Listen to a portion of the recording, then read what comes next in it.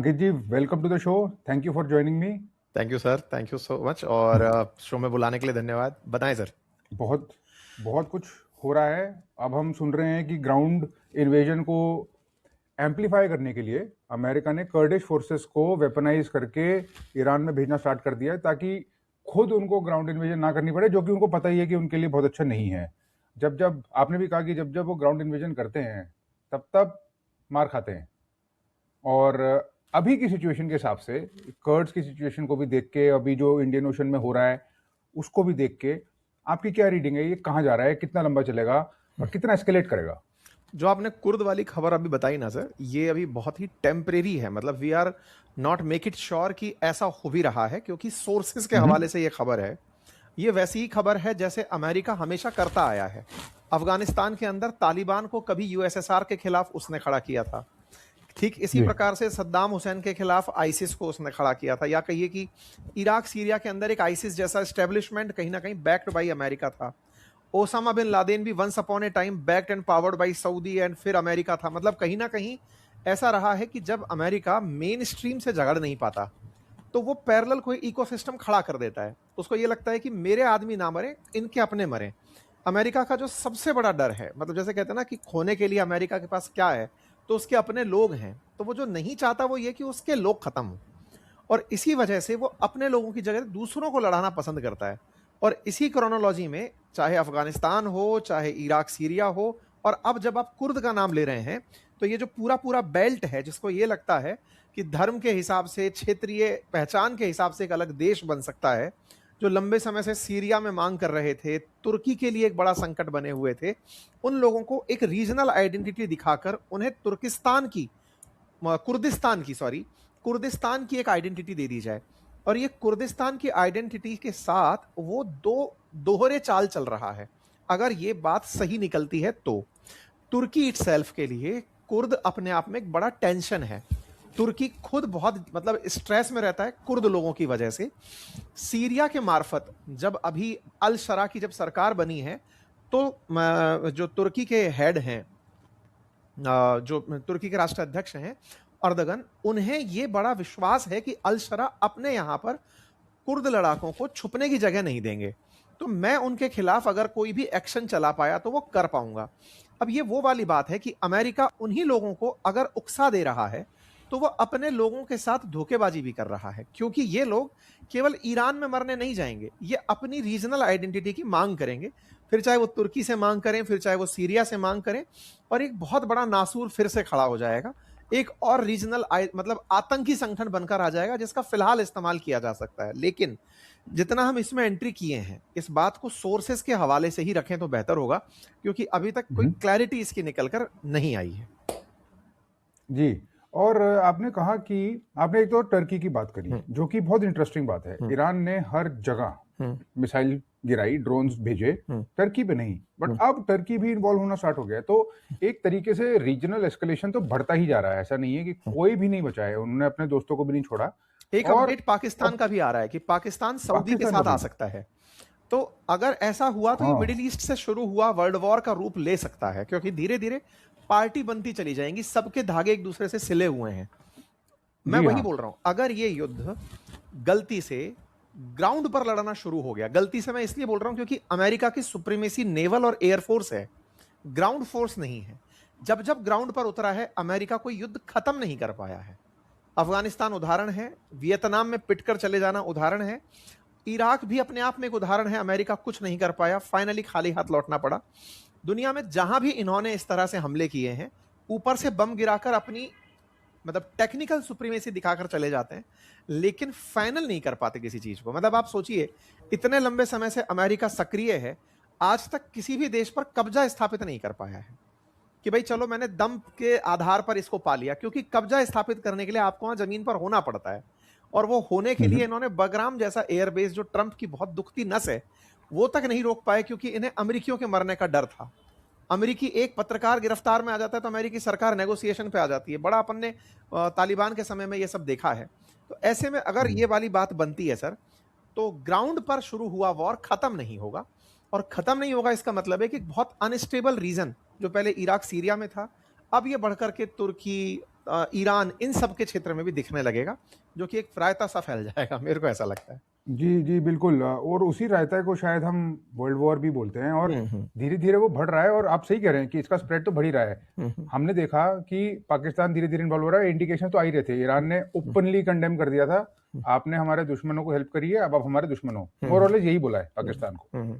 और हमने सुना, कुछ रिपोर्ट्स आए कि इंडिया ने जोधपुर के बॉर्डर पे कुछ मिसाइल डिप्लॉयमेंट कर दी है। मतलब रेडीनेस आई गेस कर रहे होंगे, वो नॉट नेसेसरी कि वो कुछ करेंगे, जस्ट टू मेक श्योर कि अगर कोई एग्रेशन होती है तो हम तैयार हो। अब इंडियन ओशन रीजन तक तो आ ही गया है, तो फैल तो रहा ही है ये। इसमें ना एक पॉइंट अभी ताजा अपडेट ये भी कल का अपन शेयर कर लेते हैं। ईरान का एक नेवल जहाज जो भारत के बॉर्डर पर था, लंबे समय से प्रैक्टिस में था, वो यहां से निकल कर जाता है, वापस अपने देश के लिए रवाना होता है, और अमेरिकी पनडुब्बी सबमरीन उसे डुबो देती है। 100 से अधिक लोगों के मरने की खबरें अभी तक चल रही हैं। लापता का मतलब सर समुद्र में ऑलमोस्ट मरना ही माना जाए। ऐसे में अगर सेना के ऊपर इस तरह के हमले हो रहे हैं, इसका मतलब अमेरिका केवल ईरान को काउंटर नहीं कर रहा है, ईरान के हित जहां जहां हैं। तो सर ऐसे तो इंडिया में आया हुआ नेवल जहाज इंडिया ने अपने यहां से जाने दिया, उसके बाद में उस पर हमला हुआ। ये सब स्थिति ऐसी है कि किसी ना किसी तरह से इन सब देशों को इसमें शामिल कर लो कि एक बार। और सबसे इंटरेस्टिंग बात यह है कि वो खुद बहुत ही सेफ जगह बैठा हुआ है, वहां तक कोई जा ही नहीं रहा है। Do you want to know who you really are? आप कुछ चीजों में एक्सेल क्यों करते हो, आप कुछ चीजों में एक्सेल क्यों नहीं कर पाते? These things are unlocked when you understand personality. Psychometric psychology बहुत एडवांस हो चुकी है। दुनिया का सबसे एडवांस, सबसे वेल रिसर्च पर्सनालिटी टेस्ट है बिग 5। ये कैसे अफेक्ट करते हैं आपके करियर चॉइसेस को, आपके रिलेशनशिप्स को, आपके वेल्थ ओरिएंटेड डिसीजंस को, and everything for free. We have decided to distribute this. We have created the test. The tool is there. The link is in the description. Please go ahead, use it, spread the awareness, become more self-aware. Thank you and all the best. America अगर continent wise देखा जाए तो north America के आसपास भी kilometres तक कोई missile या कोई वेपन, कोई बॉम्ब नहीं है। अमेरिका वहां से हजारों किलोमीटर दूर मिडिल ईस्ट में युद्ध लड़ रहा है, और उस मिडिल ईस्ट के युद्ध के नाम पर वो दुनिया का मास्टर बन के बैठा है कि मैं तो यहीं का ही हूं, मैं तो यहीं से युद्ध लड़ूंगा, और वो सुप्रीमेसी से युद्ध लड़ रहा है। ये बहुत ही बड़ा लर्निंग लेसन है सर। जी, बट क्या आपको लगता है वो चाहेंगे कि चाइना इन्वॉल्व हो जाए? क्या आपको लगता है वो चाहेंगे इंडिया इन्वॉल्व हो जाए? और अगर हाँ, तो क्या मिलेगा उनको इससे? सर आपको ना चाहते हुए भी वो इन्वॉल्व कर चुके हैं। स्ट्रेट ऑफ हॉर्मुज का रुकना, अगर ये हालात बने रहे तो सर पेट्रोल और डीजल के भाव आपको विद इन 10 डेज चढ़ते हुए दिखने लगेंगे। रुपया तो अनकंट्रोल्ड तरीके से गिरना शुरू हो रहा है, 92 से नीचे निकल गया है, ऑल टाइम लो टच कर गया है। यदि ये हालात बने रहे तो आप समझिए ना कि आपको युद्ध में ना इन्वॉल्व करके भी, आज के जमाने में युद्ध लोग मार के नहीं होता है, अर्थव्यवस्था मार के होता है। आपकी इकोनॉमी को मार दिया जा रहा है तो आप मरे पड़े हैं। इंडिया और चाइना स्ट्रेट ऑफ हॉर्मुज पर फुल्ली डिपेंडेंट है। 55% हमारा ऑयल इंपोर्ट वहां से हो रहा है।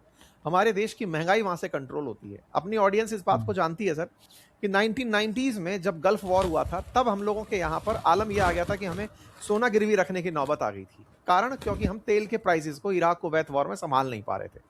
ऐसी स्थिति फिर से बन सकती है। आज इकोनॉमिकली हम मजबूत भले ही हों, लेकिन उसके बावजूद 20-25 दिन का ऑयल स्टॉक नहीं होता, वो स्टॉक रखना होता है आपको। मतलब वो अनफोर्सीन सिचुएशन है कि आप पर भी युद्ध हो गया, आप क्या करोगे? तो ऐसे में जब आपको पूरी तरह चोक कर दिया जाए तब निपटने की स्थिति है। तो स्ट्रेट ऑफ हॉर्मुज में जो चल रहा है वो चाइना और इंडिया को इन्वॉल्व करने जैसा ही है। और जब ये दो देश इन्वॉल्व हैं, आज आर्थिक रूप से इन्वॉल्व हैं, धीरे धीरे इनके देश में लोग परेशान होने लगेंगे, सरकारों को परेशान किया जाएगा कि आप महंगाई कंट्रोल नहीं कर पा रहे हैं, आप हटिए। और हटने के बाद में जब आप एक पॉइंट ऑब्जर्व करें, मतलब इसको अपन बहुत ही आगे तक एक्सजरेट करके देखते हैं। मतलब ये वैसी बात है कि जब कल्पना करने बैठ ही गए तो ढंग से कर लेते हैं। आप सोचकर देखिए कि भारत सरकार के ऊपर वर्तमान की स्थिति यह है कि वो स्टैंड नहीं ले पाई। किस मामले में? ईरान के ऊपर प्रतिक्रिया नहीं दे पाई कि हमको ये खमनेई की मौत पर क्या कहना है, हम नहीं कह पाए। कोई बात नहीं, चलो ये भारत सरकार की आज की स्थिति हो सकती है कि यार हमें नहीं लगा कि इस पर हमें कोई रिएक्ट करना है, क्योंकि उनकी तरफ से जो मतलब स्पोक पर्सन्स वगैरह की बातें अगर आप सुनेंगे तो निकल के आता है कि वो राष्ट्रपति नहीं थे, प्रधानमंत्री नहीं थे, वो सुप्रीम लीडर थे, धर्म के सुप्रीम लीडर थे, और हम किसी देश के इंटरनल मैटर पर चलो इंटरफेयर नहीं करते। चलो समझ में आता है, तो चलो बहाना ही है वो, कुछ भी है, कुछ भी है। लेकिन यहाँ पर ये देखने वाली बात केवल सरकार की नहीं है, अपोजिशन की है कि अपोजिशन इस बात पर सक्रिय है। भाई अपोजिशन भी तो सत्ता का ही हिस्सा है। अपोजिशन के बिना तो लोकतंत्र का आप संभावना ही नहीं कर सकते। और फिर सरकार को, आज एनडीए गवर्नमेंट को सरकार में आए जितने भी साल हुए हैं, उससे पहले तो अपोजिशन ही था। तो जब सरकार में वो लोग थे, तो इसका मतलब अगर वो लोग हुए होते तो देश का स्टैंड सिंपल है कि लिखा आता कि हम ईरान में हुई इस घटना के विरोध में हैं। भाई बिल्कुल। अगर आप सोचिए ना कि अगर कांग्रेस सत्ता में होती तो हमारा ऑफिशियल स्टेटमेंट, भारत सरकार का ऑफिशियल स्टेटमेंट, जो आज अपोजिशन का स्टेटमेंट है, वो लगता कि भाई हम तो खमने की मौत पर दुख व्यक्त करते हैं और ऐसा नहीं होना चाहिए। नहीं होना चाहिए। आज के समय पर यह स्टेटमेंट बहुत ही स्ट्रॉन्ग स्टेटमेंट कहलाता। आप सोचिए ना सर, अमेरिका के सामने 193 देशों में से कोई देश बोलने की स्थिति में नहीं आ रहा है। दबी कुचले स्वर में ब्रिटेन बोल रहा है कि मैं हमले में साथ नहीं हूं लेकिन सेल्फ डिफेंस करवाऊंगा। फ्रांस बोल रहा है हमले में साथ नहीं हूं, सेल्फ डिफेंस में हूं। उधर की तरफ से स्पेन बोला था, कल तक हमने सेशन ही किया था, आज सुबह खबर आ रही है कि उसको भी अमेरिका ने दबा दिया है, मना लिया है। कहने का मतलब यह है कि कोई देश, रशिया से कभी उम्मीद हुआ करती थी कि कोल्ड वॉर में कम से कम 2 पार्टी तो है, आदमी इधर नहीं तो उधर तो देख सकता था। अब यूनिपोलर वर्ल्ड हो गया है सर। आज रूस को बोलने में, आप सोचिए कि सर मादुरो उठ गए, बशर अल असद उठ गए, खमनेई चले गए, ऐसे में रूस का कहीं कोई स्टैंड नहीं आया। रूस का स्टैंड ना आना दुनिया के लिए एक संकट बन गया है कि भाई तुम पहले खड़े तो रहते थे किसी देश के साथ, आज तुम खड़े नहीं हो पा रहे हो। और इधर की तरफ भारत जैसे देश जो कभी ना कभी अपने स्टैंड में एक सॉफ्ट कॉर्नर लेकर चलते थे कि भाई रूस साथ खड़ा है, रूस ही खुद नहीं खड़ा है तो हम कहां खड़े हैं। ऐसे में भारत सरकार में अगर अपोजिशन सत्ता में हो तो इसको आप उल्टा सोचकर देखिए कि अपोजिशन का स्टैंड सीधा सीधा ईरान के केस में बड़ा एक्सट्रीम रहा होता, और एक्सट्रीम रहा होता तो अमेरिका की नजर में आप दुश्मन की लिस्ट में शामिल होते। स्पेन को रातों रात उसने ये कह करके पलटा दिया कि तुम्हारे ऊपर इतने टैरिफ ला देंगे कि तुम खड़े नहीं रह पाओगे। विचारणीय बात है। कोई भी देश बोल रहा है तो ट्रंप मतलब ऐसे जैसे कि बोल के दिखाओ, तुम्हारे लिए डंडा लेके बैठा हूं, बोल के दिखाओ। पहले अमेरिका ऐसा होता नहीं था। और आज क्या हो रहा है, आज अगर ऐसी स्थिति बन रही है और भारत की तरफ से कोई बयान आ जाए तो सर लेके सैंक्शंस लो लाद दिए तुम्हारे ऊपर। तो बड़ा ही विचित्र हमारे हाथ जी, बहुत एग्रीड। और इनकी इस चीज को मानना पड़ेगा। सिर्फ बात गुंडागर्दी की नहीं है, बात इनके गुंडागर्दी बड़ी सोफिस्टिकेटेड है, क्योंकि हाथ भी तो देखिए कितने अच्छे से बांधे हैं हमारे। अभी ट्रेड डील करिए, बोले तो क्या बोले, सैंक्शंस का एक बार ही प्रभाव देख ही चुके हैं। उसके अलावा सिर्फ हमारी बात नहीं और रशिया की बात नहीं, चाइना भी चुप बैठा है। अब ना सर इसको ना एक तरह से, अब ये अगर हमारी बातें मतलब देश के नीति निर्माता सुनते हो, क्योंकि कहीं ना कहीं तक उन तक ये बातें पहुंचती होंगी। देखिए हमेशा हम लोग ये मान करके चीजों से दूर बचते रहते हैं कि जब तक मेरे ऊपर दिक्कत नहीं आई कोई बात नहीं, दिक्कत नहीं है। लेकिन आप इस पूरी कहानी में अपने आत्मसम्मान को गिरवी रखते चले जाते हैं। भारत ने उस समय जब दुनिया में सारे पावरफुल थे और हम बहुत गरीब थे, उस समय भी आत्मसम्मान की रक्षा की है। भाई 1971 वॉर उठाकर देख लीजिए, परमाणु बम परीक्षण उठा के देख लीजिए, अटल जी के टाइम पर देख लीजिए, हम सैंक्शन से कभी डरे ही नहीं। और ऐसा नहीं था कि ये लोग तब पावरफुल नहीं थे और हम तब कमजोर थे। हम तो तब आज से ज्यादा कमजोर थे, ये तो मान सकते हैं। आज अर्थव्यवस्था में कम से कम 20 दिन का पेट्रोल डीजल है, फॉरेक्स रिजर्व दुनिया का सबसे 5 टॉप में है। तब तो इतने हालात खराब थे, हम तब भी नहीं डरते थे। और आज जब हम अपना स्टैंड लेने में डर रहे हैं तो ये हम इस तरह से हैं कि दूसरे के घर में आ गए, मेरे घर में नहीं है। ये गलती यूरोपियंस ने की थी। आज यूरोपियंस को वो किसी भी कदर में नहीं नापता, और आज वो सब लोग पलटने की स्थिति में आ गए कि भाई पलट ही जाओ, क्योंकि कभी ना कभी तो पलटना पड़ेगा। इंडिया को भी ये समझना होगा, जिस रशियन सैंक्शन से डरकर कि हम रशिया से तेल खरीदेंगे, सैंक्शन लग जाएंगे तो महंगाई बढ़ जाएगी। और ये सरकार को ही नहीं, हम भारतीयों को भी समझना चाहिए। हम जिन सैंक्शंस के डर से अमेरिका से ट्रेड डील कर लिए कि चलो भाई कोई बात नहीं, ये हमारा सामान नहीं खरीदने देगा, रिवर्स सोचकर देखिए सर, उसने सैंक्शन ना लगा के भी तो मार दिया। आज जो युद्ध उसकी देन बना है, आज हम अगर इस स्टैंड पर रहते कि हमारी प्रेजेंस के कारण युद्ध ना होता तो भी तो महंगाई से बच ही रहे होते। ये वो वाली बात है, हर देश जब अपनी बचाने निकला तो अपने ही घर में मुसीबत लेकर आ गया। बिल्कुल, इनके साथ वही प्रॉब्लम है कि आप अगर दोस्ती करो तो भी प्रॉब्लम, दुश्मनी करो तो भी प्रॉब्लम। और अल्टीमेटली भाई हमारे लिए दिक्कत यही तो थी कि रूस से तेल नहीं खरीदेंगे तो अमेरिका प्रतिबंध लगा देगा। उससे भी ज्यादा स्थिति बुरी कर दी। मिडिल ईस्ट में अब आप 10 दिन तक माल ही नहीं बेच पाओगे, रखा माल। और पेरिशेबल गुड्स है सर, इंडिया से जो मेजर एक्सपोर्ट होता है उसमें खाद्य पदार्थ भी हैं। किसानों के ऊपर सीधा असर है अगर सर मिडिल ईस्ट पर किसी भी प्रकार का इशू आता है तो। हाँ, अगर लंबा चला तो डेफिनेटली यस। और इनफैक्ट जैसे ये लोग हाथ बांधते हैं, अब हमने बहुत मतलब सरकार को क्रिटिसिज्म मिला जब सैंक्शंस आए, तो हमने ओवरली जो है ट्रंप की बातें पूरी नहीं मानी। सैंक्शंस आए, बहुत उल्टा सीधा सुनने को मिला। पाकिस्तान ने ऑपोजिट ट्रैक लिया तो खैर ऑफ कोर्स जितनी भी पैम्परिंग, बटरिंग, बूट लिकिंग जो जो उन्होंने करना था उन्होंने किया, बट अब ये देखो कि उनसे क्या कीमत दिलवाई इन्होंने। उनका एक एलाई था ईरान, एक उसको दुश्मन बना दिया, उसको पूरा का पूरा सबसर्विएंट करके एक वैसाल स्टेट बना दिया है, अपनी एयर बेसिस को होस्ट करने के लिए है बस, उसका कोई और वजूद नहीं रह गया है। वो अफगानिस्तान से लड़ रहा है, कोई उसकी तरफ देख भी नहीं रहा है, उसको सपोर्ट तो कौन ही कर रहा होगा। तो ये हालत करते हैं अगर दोस्त होते हैं, और ये हालत करते हैं अगर दुश्मन होते हैं, जैसे हमारा या चाइना के साथ है। एक किसिंगर का स्टेटमेंट है ना सर कि अमेरिका का कोई हाँ, दुश्मन और दोस्त नहीं होता, केवल उसके there are no permanent interest होते हैं। तो आज उसका इंटरेस्ट सर परमानेंट ईरान में है, तो वो ईरान के लिए पाकिस्तान को पालते हुए चल रहा था, क्योंकि वो ये जानता था कि बीच में अगर आप उठाकर देखें तो जब सर मई के अराउंड इजराइल ईरान का जो पहला वाला वॉर हुआ था, अभी थोड़े दिन पहले 12 दिन जो चला था, उस समय पर पाकिस्तान ईरान के सपोर्ट में खड़ा होता दिख रहा था। यस, और उस समय ट्रंप को यह समझ में आया कि अगली बार जब मैं हमला करूंगा तो न्यूक्लियर वेपन कैपेबल स्टेट है पाकिस्तान, इसको धमकाकर यूज नहीं किया जा सकता, इसको पुचकारते हैं। चलो, इसको पुचकारा गया, कहा गया कि भाई तुम्हारे को इतना फायदा करा देंगे, तुम्हारा ईगो की लड़ाई क्या है भारत के साथ, भारत के मामले में मैं तुम्हारे साथ खड़ा हूं, अब ईरान के मामले में तुम निकल के मत आ जाना। आप सोचो ना सर, वो बोल नहीं पा रहा है, ईरान के मसले पर कोई स्टैंड नहीं है, खमनेई का चले जाना मजाक थोड़ी है सर। भाई आज इंडिया जैसा जो सेक्युलर देश है उसके लिए धर्म के नाम पर रिएक्शन देना हो सकता है जरूरत ना हो, लेकिन ये तो इस्लामिक कट्टर देश है, देश का रिलीजन ही इस्लाम है। और उस समय पर एक इस्लाम का सुप्रीम लीडर, शिया उसको मानने वाला, बिलीफ सिस्टम को मानने वाला व्यक्ति देश से दुनिया से चला जाता है और पाकिस्तान के मुंह से चूं तक नहीं निकलती। तो उसने इतने दिन में पाकिस्तान को पुचकार के रखा था कि तुम ईरान के मामले में आना मत बीच में, वो कामयाब हो गया। पाकिस्तान और तो और मैं बेइज्जती हुई है जी, और बेइज्जती, और इनफैक्ट अब तो क्रॉस हेयर से आ गया, इजराइल तो बोल रहा है ये they are next, Pakistan is next, ये न्यूक्लियर बॉम्ब रखने लायक नहीं है लोग, इनको खत्म करो, क्योंकि ये बार बार एक्सपोर्ट करते हैं इस चीज को। तो अगर इजराइल यहाँ पर कामयाब होता है तो अगला पाकिस्तान टारगेट है उसका। वो सर इंडिया, जब अभी प्रधानमंत्री मोदी जी जब इजराइल गए थे तब नेतन्याहू का एक दिन पहले बयान था कि हम एक हेक्सागन बनाने जा रहे हैं जो इन एक्सट्रीमिस्ट कंट्रीज के खिलाफ है। भारत का चुप रहना भी मान के जोड़ के देखा जा रहा है कि इजराइल के साथ में कहीं हमने वो हेक्सागन डील तो साइन नहीं कर ली जो पब्लिकली नहीं बाहर आई, जिसमें साइप्रस है, ग्रीस है, इजराइल है, इंडिया है, और दबे स्वर में कहा जा रहा है कि यूएई भी उसके अंदर है। इसीलिए प्रधानमंत्री मोदी अगले ही दिन, जिस दिन हमले शुरू होते हैं, यूएई के शेख से बात करते हैं, उनके राष्ट्राध्यक्ष से बात करते हैं कि सर सब कुशल मंगल तो है।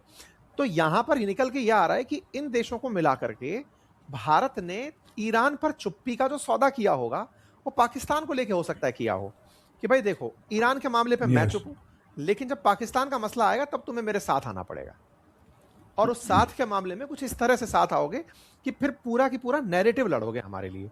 अब देखो सर, मतलब गॉड नोज कि क्या होता है।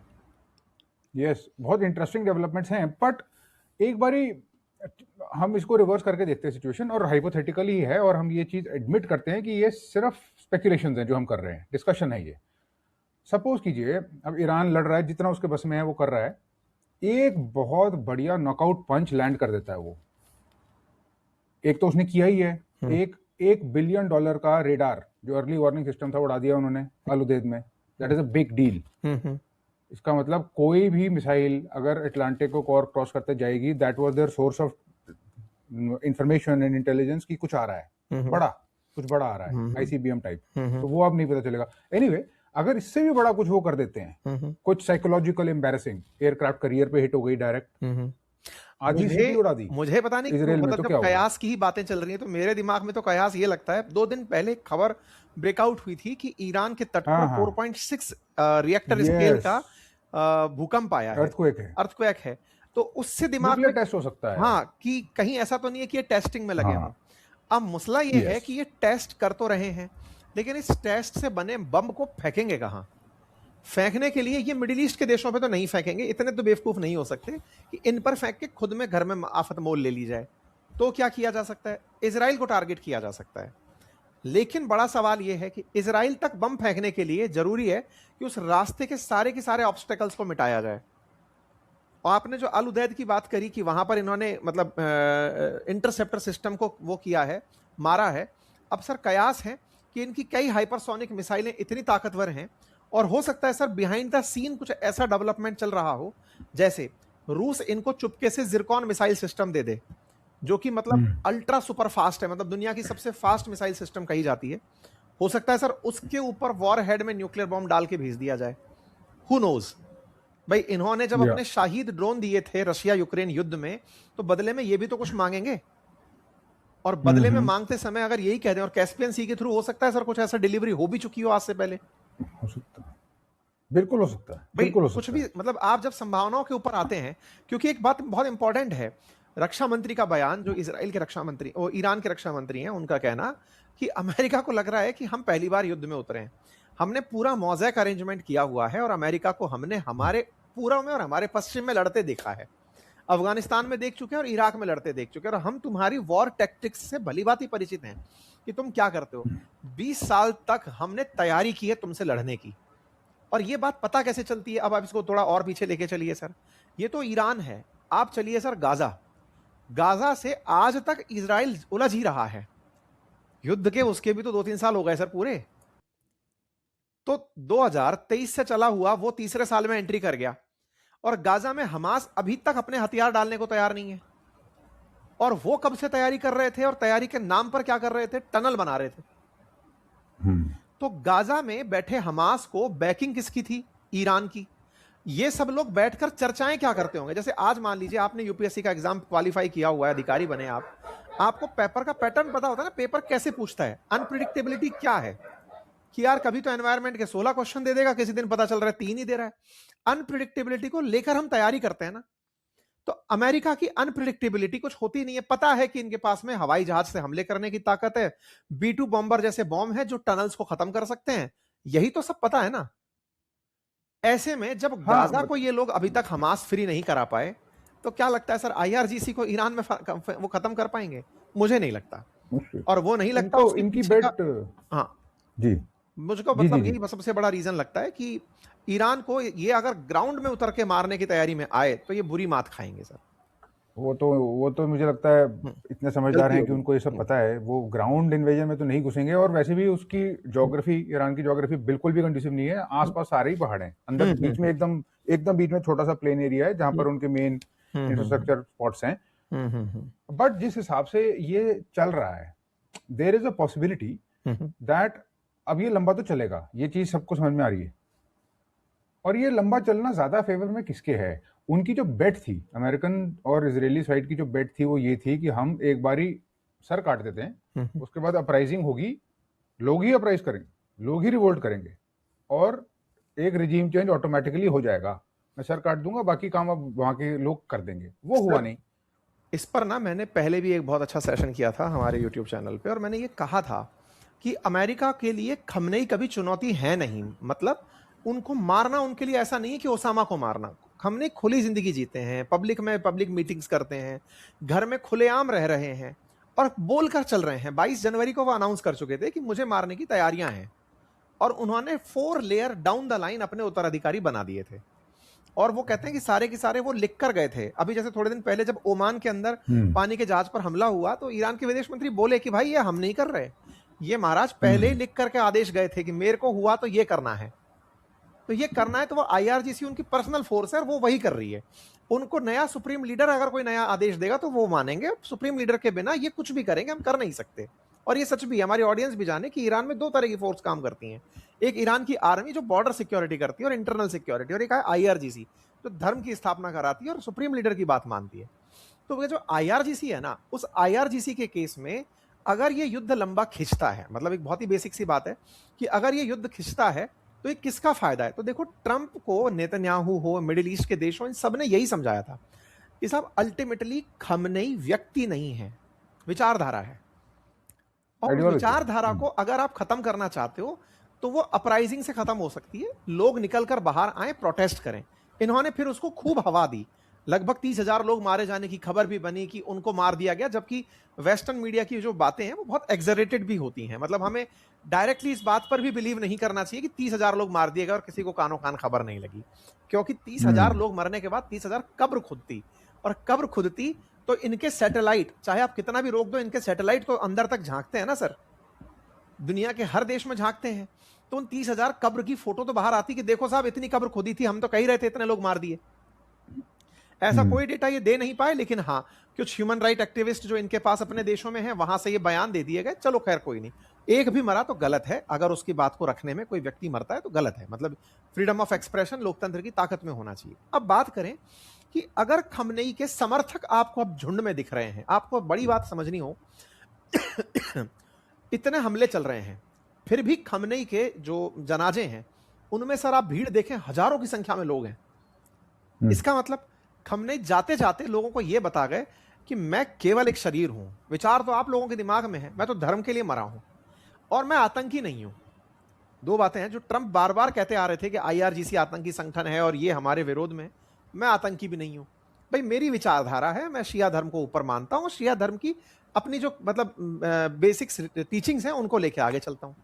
अब अगर तुम उनको टारगेट कर रहे हो तो वहां पर जो जनता उमड़ कर दिख रही है सर, ये कोई युद्ध के काल में सर लोग बाहर इकट्ठा होने से डरते हैं, हजारों की संख्या में लोग जनाजे में बाहर दिख रहे हैं, इसका मतलब कि लो आओ और हमें मारो। आपको क्या लगता है सर, उनमें से कोई खमने निकल कर नहीं आएगा?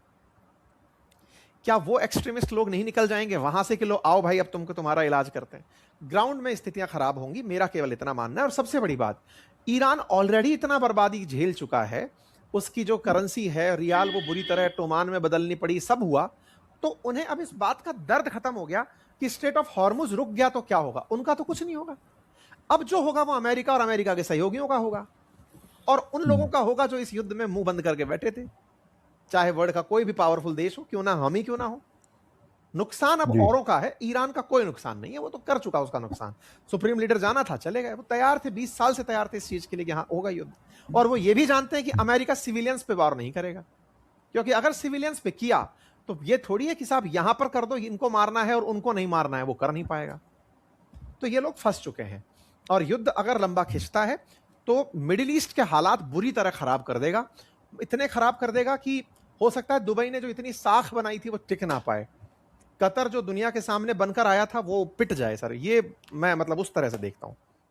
जी हाँ, और मिडिल ईस्ट की जो सिचुएशन अब होगी उससे ये भी पता चल रहा है कि ठीक है अमेरिका फंस जाएगा, पर पूरा मिडिल ईस्ट भी इसके अंदर जल जाएगा। It will get embroiled in it and it will get destroyed in it, और उस चीज़ का कोई अब बहुत जल्दी समाधान नहीं होगा। बट ईरान के पॉइंट ऑफ व्यू से अगर देखा जाए, एक ये जो पूरी की पूरी इस्लामिक वर्ल्ड थी ये बुरी तरह से फ्रैक्चर हो गई है, इसमें अमेरिका और वो जो हेक्सागन की स्ट्रेटेजी है वो कामयाब हुई है। दूसरा, इनके पास सरप्राइजेस होते हैं। अब अगर हमने कुछ भी देखा है इजराइल की टैक्टिक से, जो इन्होंने पेजर अटैक्स करे थे उस टाइप की चीजें, अभी जिस हिसाब से इन्होंने इंटेलिजेंस गैदर करी थी, तो वो तो इनकी खतरनाक कैपेबिलिटी है।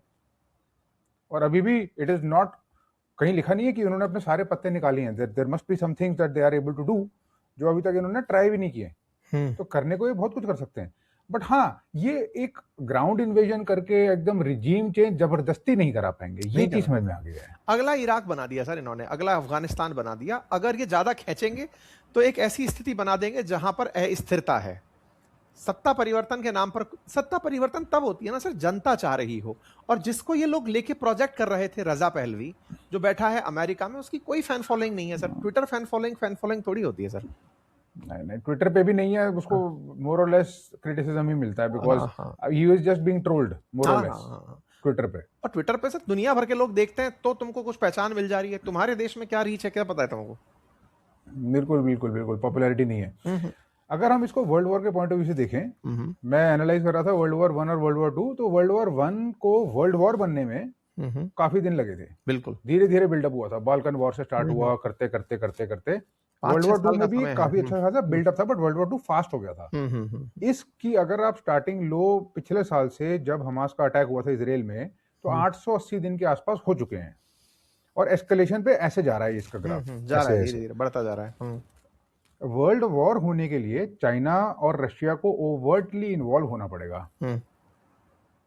आपको कौन सी स्थिति ऐसी दिखती है जिसके अंदर आपको लगता है कि ये सच में हो जाएगा? सर स्थिति ये है कि ईरान को अगर किसी भी तरीके से वेपनरी में सपोर्ट कर गया रशिया, चाइना नहीं करेगा, चाइना डरपोक कंट्री है, वो प्रूवन हो गया। मतलब चाइना वो देश है जो ये सोचता है कि मेरे घर तक आग नहीं पहुंचनी चाहिए। चाइना युद्ध करने की स्थिति में नहीं है, ये अब दुनिया को समझ में आ गया है। चाइना को आप काउंट मत करो सर, ठीक है, उसको हटा के डिस्कशन में आओ। रशिया की बात कर सकते हैं, अभ्यस्त लोग हैं वो, उन्हें लड़ना आता है और उनको बेचना आता है, उनके वेपन बिकते इसलिए क्योंकि वो युद्ध में होते हैं। तो मुझे ऐसा लगता है जिस दिन रूस इन्वॉल्व हुआ इसमें, और रूस को इन्वॉल्व करने में जो काम आएगी चीजें, वो टैक्टिक यही होंगी कि यूरोप अमेरिका के खिलाफ जा रहा है। ये जो समीकरण बन रही हैं, ये रूस को एनर्जी दे सकती हैं। कल ही मैं अपने एक सेशन में जिक्र कर रहा था, जब वेस्ट में एक दरार के नाम से हमने सेशन किया, उसमें ऑब्जर्वेशन ये था कि फ्रांस कह रहा है कि मैं अपने न्यूक्लियर आर्सेनल बढ़ाऊंगा और अब बताऊंगा नहीं। 2 मार्च का ही मैक्रोन का बयान है कि मैं अपने न्यूक्लियर आर्सेनल बढ़ाऊंगा, बताऊंगा नहीं, और 8 यूरोपियन देशों को सुरक्षा दूंगा। जिनको चाहिए ले जाओ, मेरी वेपन खड़े रहेंगे, मिसाइलें खड़ी रहेंगी, फ्लाइट्स खड़ी रहेंगी, फाइटर जेट्स खड़े रहेंगे, ले जाओ। अब हम डिपेंडेंट नहीं है। ये जो नया मतलब वो बनकर आ रही है ना समीकरण सर, देखो वर्ल्ड वॉर के समय में भी तो यही हुआ था। शुरुआत जब हुई थी तब यूएसएसआर से ये सब मित्र नहीं थे, धीरे धीरे मित्रता बनती चली गई और यूएसएसआर साथ हो गया इनके कि चलो युद्ध में चलते हैं। ठीक है, वही सिचुएशन अब अगर बन जाए तो रशिया और ये लोग एक हो जाएं, कोई भरोसा नहीं। क्योंकि मैक्रोन ना अभी अगर आप उनका अध्ययन करो तो मुझे वो रेडिकल तत्व लगते हैं कि वो किधर भी लुढ़क सकते हैं। मतलब अभी उनको कोई भी तट नहीं मिला है, वो जहाज है जो अभी लंगर डालने के लिए भटक रहा है, और उसके अंदर पुराने समय की वो नवाबी है कि कभी तो हम महान थे। तो कभी हम महान थे, उस महानता को सिद्ध करने के लिए, और ऐसा भी नहीं है कि हल्का है, पावरफुल कंट्री है sir, 5th generation 6th generation fighter jet बनाता है। ऐसे में वो अगर किसी भी तरफ झुक गया, झुकने से सबसे बड़ा मतलब है रशिया के साथ अगर चला गया, समीकरण बदल जाएंगे सर।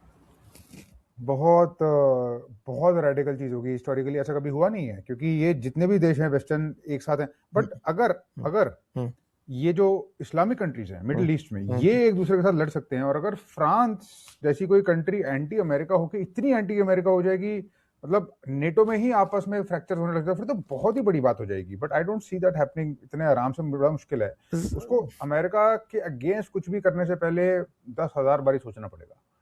सर एक्चुअली क्या होता है ना कि जब आप ब्रिटेन और फ्रांस को भी देखते हैं, तो अपन तो पढ़ाते हैं वर्ल्ड का इतिहास, ब्रिटेन और फ्रांस दुनिया भर में युद्ध लड़े। अपने कार्नेटिक वॉर इंडिया के ही है कि जब लड़े ब्रिटेन और फ्रांस एक दूसरे से, लेकिन वर्ल्ड वॉर के समय दोनों एक टीम हो गए। इससे बड़ा उदाहरण क्या हो सकता है सर? मतलब जो दुश्मन थे दुनिया भर में एक दूसरे के, विश्व युद्ध हुआ तो दोनों एक साथ आकर के युद्ध लड़ लिए, सिचुएशन चाहे जो भी रही हो। सर आज का फ्रांस उस समय जितना पावरफुल फ्रांस तो नहीं है। उस समय का ईगो उस फ्रांस का जस्ट लाइक अमेरिका ही था। फ्रांस की तरह ब्रिटेन भी सर उतना ही ईगोइस्टिक था। दोनों दुश्मन अपना ईगो साइड रख के एक आ गए। ये तो बड़ी बात है सर। मैं तो इस तरह से देखता हूं सर इस चीज को। इसकी डेवलपमेंट्स आगे हम देखते रहेंगे, और अभी तो ये और बहुत इंटरेस्टिंग हो रहा है। बट एक इंटरेस्टिंग चीज ये हो रही है कि एकदम से इंफॉर्मेशन आनी बंद हो गई है। Information has stopped flowing. Videos आ रहे थे, इमेजेस आ रही थी, डैमेज दिख रहा था, बंद। कुछ तो जबरदस्त सेंसरिंग हो रही है। वो सेंसरिंग क्यों हो रही है? क्या कुछ बड़ा हो रहा है? Maybe it is ongoing, but some sort of censoring is happening. क्या आपको ये फील हुआ? बिल्कुल हुआ सर। मैं भी आपसे, जब आपने आज कुर्द वाली बात बोली, तो बहुत ही लिमिटेड तरीके से इस खबर को फैलाया गया है। और अब क्या हो रहा है ना, कल अगर आपने फॉलो किया हो तो ट्विटर पर मतलब ट्विटर की तरफ से था कि एआई जनित अगर फोटोज का उपयोग किया गया तो वो ट्विटर को बैन कर देगा, मतलब उस अकाउंट के ऊपर फंडिंग रोक देगा। अमेरिका ने बहुत समय पहले ही इसकी तैयारी करना शुरू कर दिया था कि दुनिया में युद्ध नहीं, नैरेटिव युद्ध होते हैं। आप अगर इंडिया पाकिस्तान देखते हैं तो भारत असल में पाकिस्तान पर बहुत भारी पड़ा था, लेकिन नैरेटिव पूरी तरह driven by Pakistan and China था कि हमने तो भाई साहब जंग ही जीत ली। बोले कैसे? भारत को समझौते के लिए तैयार कर लिया। मतलब तुम्हारे ऊपर भारत हमला करने आया, तुम्हारा फोन हमारे पास आया, हमने कहने पर हमला रोका, फिर भी तुम क्या नैरेटिव चला रहे हो? हमने भारत को समझौते के लिए मना लिया। और फर्जी हरकत ये देखो, अब तो वो खुल के सबके सामने आ गई कि इंडिया के इतने फाइटर जेट गिरे। देखो युद्ध होता है, नुकसान होते हैं, हुए होंगे, भारत सरकार खुद से बोल देगी किसी दिन आकर के हुए। फर्जीवाड़ा देखो, खुद ट्रंप के बयान 5 फाइटर जेट से 11 फाइटर जेट तक पहुंच गए। इसका मतलब ये तो समझ में आ गया कि ये बेहद फर्जी खबर थी। नैरेटिव में हम चुप क्यों थे? क्योंकि कुछ भी तो हमारा नहीं था।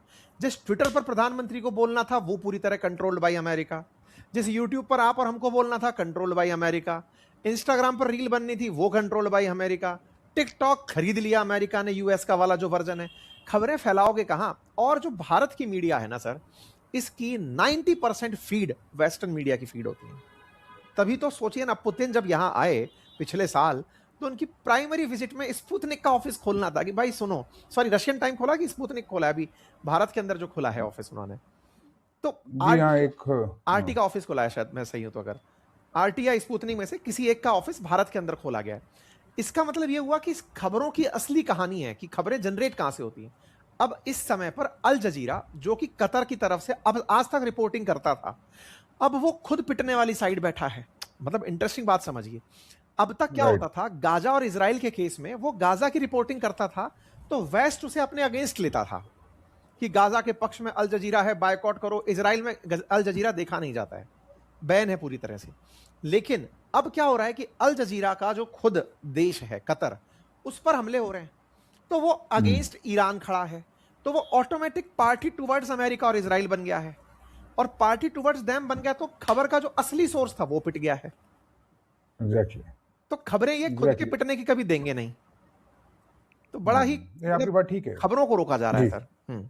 हाँ हाँ, और जितना ये एरियल वॉरफेयर हो रहा है, ड्रोन वॉरफेयर हो रहा है, उतना ही नैरेटिव वॉरफेयर भी हो रहा है, पूरी which I think is the reason कि जब हम इस टाइप की डिस्कशंस करते हैं, कॉन्वर्सेशंस करते हैं, इसीलिए लोग देखते हैं, क्योंकि उनको एक ऑनेस्ट पर्सपेक्टिव सा मिलता है, जो कि कोई influence, there is no influence, जो हमारे मन में हम वो बोल रहे हैं। और ऐसे ही बोलते भी रहेंगे, मैं आपसे डिस्कस करता रहूंगा, और बिल्कुल करेंगे, मैं भी बहुत क्लोजली मॉनिटर कर रहा हूँ इसको, आप भी कर ही रहे हैं, और बिल्कुल it is always a pleasure to speak with you अच्छा एंड टू रहे सर कि अंडरस्टैंड हम योर फेक पर्सपेक्टिव। वर्ड में कुछ अच्छी खबर वो निकाल के ले पाए, क्योंकि इन दिनों फर्जीवाड़े की खबरें बहुत चल रही हैं।